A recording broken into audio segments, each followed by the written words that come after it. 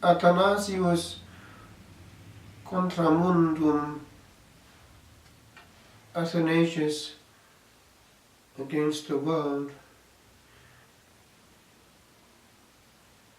A historian wrote of the period, the whole world yawned and woke up to find itself Aryan. Pressure from non-protected sources was influencing the life of the Church. In the East, the close link between temporal power and spiritual power led and has led over the centuries to a great difficulty in maintaining complete freedom and therefore orthodoxy. With regard to the issue in question, it was linked with the fact that Arians, or at least semi-Arians, were greatly favoured by the Eastern Empire.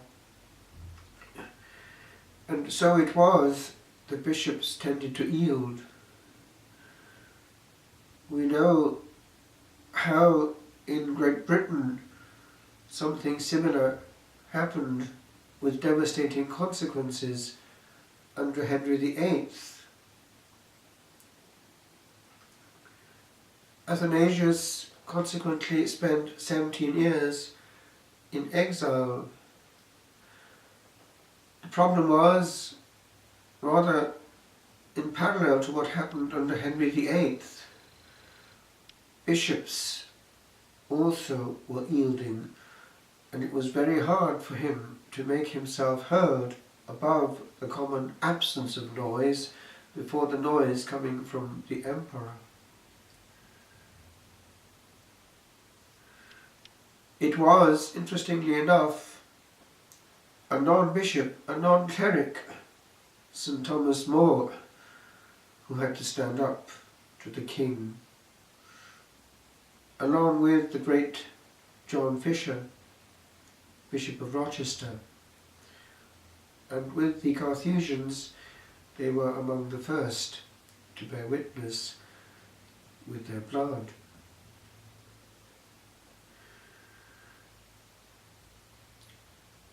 The Spirit is moving, and as at the time of Athanasius,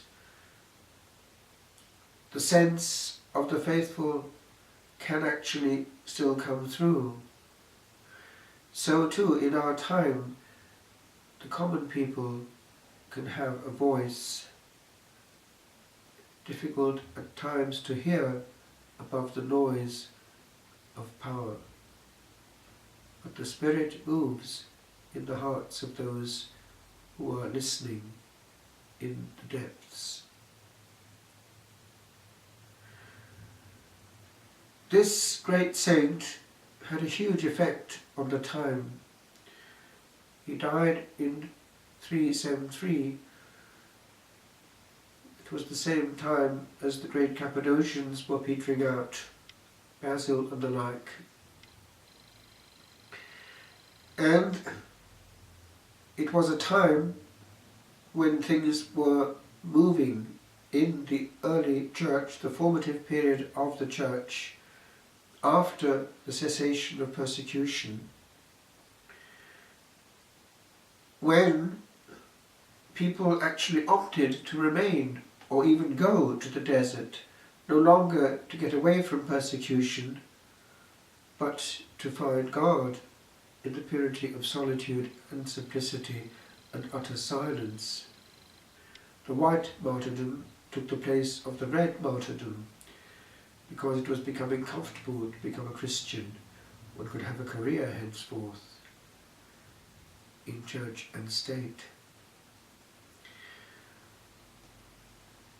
One very interesting example is the influence that one saint can have over another, seen in the way in which something that Athanasius did in Egypt, therefore towards the east, over someone further west who would have a huge influence on the west. Athanasius wrote in Greek the life of the great Antony, St. Anthony of the Desert, Vita Antonii. Immediately it was translated into Latin, and therefore in Greek and Latin went around the whole known world like wildfire. Latin was the language of culture in North Africa. We have great authors coming from there: Tertullian, Cyprian, writing in very good language and giving the church a language. And of course we have this case of the great Augustine.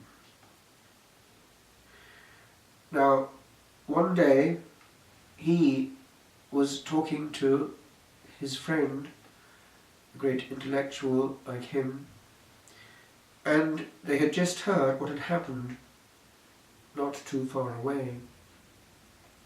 Two brilliant soldiers had been influenced by the reading of the life of St. Anthony, therefore by its author, Athanasius, Patriarch of Alexandria. And they had abandoned their brilliant military career, their home and all that was dear to them, and gone to the desert to join the great army, this time of God and his angels and saints. And Augustine muttered something to his friend: "Look how these simple people conquer heaven far more quickly than we do with all our learning." And as a result, they decided that they too would embrace the monastic experience. At Cassiciacum, it was not based on the priesthood, but on friendship, philosophy in God, friendship with wisdom, and an interior life of culture and prayer. Eventually, unexpectedly, he was ordained and eventually ordained bishop. The result was the form of life which combined intellectual work, life of prayer and charity shared, with activity among the people of God. He opted, when he was made Bishop of Hippo, to have his brethren with him. And in the Episcopium, the bishop's residence, there was a life of prayer, of study and formation going on. And in that situation, where every town at that period and that part of the world had its bishop, many of his brethren became bishops there in North Africa and were able to do a huge amount of good, because it was a radiation coming from a fire of love and of authenticity. If the head is faithful and healthy, the body too will follow suit, but vice versa. The contrary is also alas true. And so it is that when it came to the Fourth Lateran Council in 1215, the Church desired to have a certain uniformity and not an unnecessary growth, a plethora of diversity, and so commanded that henceforth no more rules as such were to be written, but that new found congregations would embrace the four great ones that existed. They would be two early ones, Augustine, Benedict, who used Augustine, Albert, who gave the rule to the Carmelites, he was patriarch there in Jerusalem, and then one fairly late in time, Francis. The Dominicans, who were born at the same time as the Franciscans, opted to take on board that of Augustine. So the Dominicans have the rule of St. Augustine, as do many female congregations from that time forward, adding to the rule itself their own constitutions. But the advantage of the rule of St. Augustine is that it can blend that life of prayer, charity and contemplation based on study and prayer, well balanced, with an overflowing to the community, which would explain how in the Celtic world, when it came to the gradual transition from the old Celtic way of monastic life, very strict, to that of the more continental ones after the Norman conquest, the gradual standardization of things, it was not the rule of St. Benedict so much that that of St. Augustine that was embraced by the Celtic monastic communities. It's the case precisely here in Duleek. And it is something that we need to take on board ourselves. In today's Gospel, coming from the words in the upper room, and therefore with a Eucharistic tone, we are commanded to abide in Him. And that abiding is accompanied with the command to be pruned. We are asked to simplify the unnecessary overgrowth, which can be the itch to be always plugged in. Modern technology solicits the soul perpetually, and it might need pruning.